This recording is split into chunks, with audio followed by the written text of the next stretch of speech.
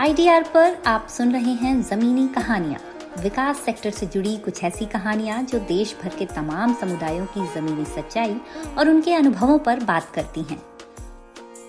मेरा नाम निखिल अरोड़ा है। मैं मूल रूप से हरियाणा के सोनीपत जिले का रहने वाला हूँ। मैं पिछले कई सालों से एक निजी कंपनी में नौकरी कर रहा हूँ। यह कंपनी वैक्सीन बनाने का काम करती है। मैं यहाँ सेल से जुड़ा कामकाज देखता हूँ, इसलिए आमतौर पर मेरा दिन हमेशा ही बहुत व्यस्त रहता है।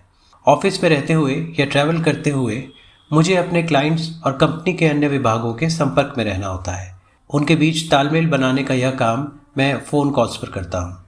यह सब करते हुए पिछले कई सालों से मेरे जीवन में तनाव बढ़ता जा रहा था। इसका कारण शायद ये भी है कि जो काम मैं करता हूँ वो मेरे व्यक्तित्व के अनुरूप नहीं है, लेकिन पारिवारिक जिम्मेदारियों के चलते सिर्फ इसे ही करते जा रहा था, क्योंकि उम्र बढ़ने के साथ मेरे पास इतने विकल्प भी नहीं रह गए थे।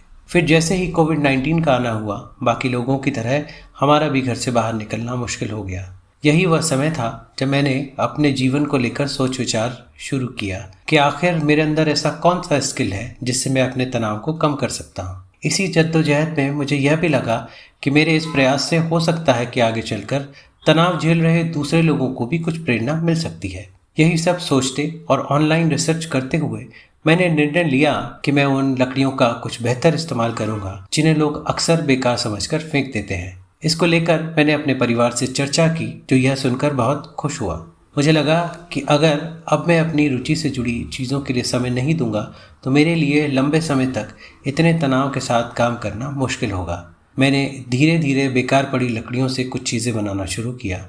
शुरुआत एक दीवार घड़ी बनाने से हुई। मैं जब भी कस्टमर विजिट पर जाता तो समय मिलते ही वहाँ आसपास की आरा मशीन पर जाकर देखताक करने लगता। मैंने वहाँ देखा कि आरा मशीन पर लकड़ियों की कटाई के बाद बेकार लकड़ियों को जलाने के लिए फेंक दिया जाता था।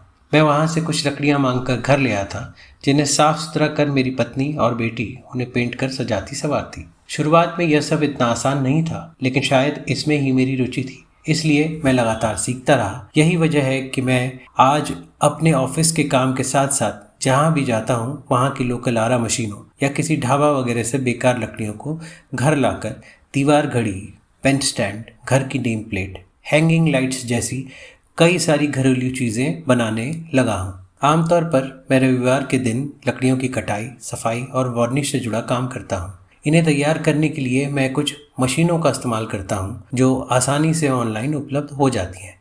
मैं बता नहीं सकता कि यह सब करके मुझे कितनी खुशी मिलती है। अब तो घर पर जब इन चीज़ों की संख्या बढ़ जाती है तो मैं इन्हें अपने दोस्तों और रिश्तेदारों को शादी या फिर त्योहारों पर उपहार के तौर पर भेंट कर देता हूँ। इस पूरे अनुभव से मुझे यह एहसास हुआ है कि भले ही थोड़े समय के लिए सही, लेकिन हमें अपनी रोज़मर्रा की ज़िंदगी में उन चीज़ों को ज़रूर शामिल करना चाहिए जो हमें वास्तव में प्रेरित करती रहें।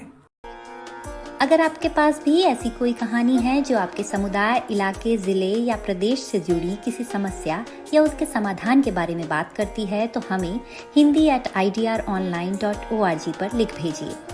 ऐसी ही और ज़मीनी कहानियाँ सुनते रहने के लिए हमारे YouTube चैनल को लाइक, शेयर और सब्सक्राइब करना ना भूलें।